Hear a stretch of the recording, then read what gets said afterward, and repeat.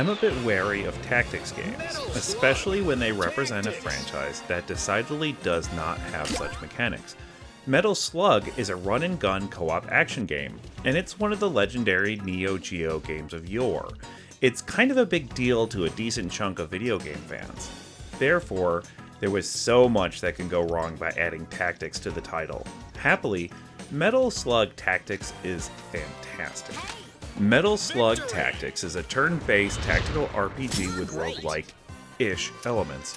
There aren't randomly generated maps, but it has all the rest of the trappings of a roguelike. Each run through of Full Metal Tactics has its own progression, unlocks, items, etc. And then there's the meta progression that allows you to unlock new weapons and abilities for use in future runs. While there isn't a ton of change to the tried and true formula that roguelikes have popularized, the gameplay is the real standout here. Metal Slug Tactics has fast, addictive gameplay. It's the most fun I've had playing turn-based tactics in a long time. Unlike most other tactics games, Metal Slug Tactics rewards you for movement. Metal Slug Tactics goes all in on the run and gun, with emphasis on the run. Running actually makes your defenses increase. There are defensive walls you can hide behind, but I usually go after them on my way to a target instead of bunkering down next to a choice patch of cover. Running also increases your adrenaline, which can be used to deploy special abilities. This makes a huge difference in how Metal Slug Tactics plays compared to similar tactics games.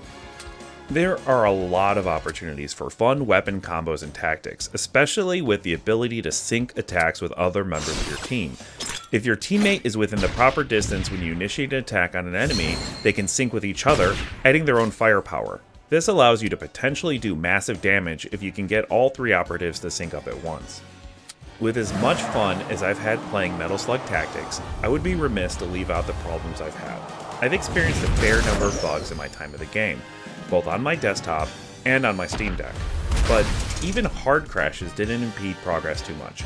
In fact, each time the game crashed, it resumed right where it left off when I launched it again.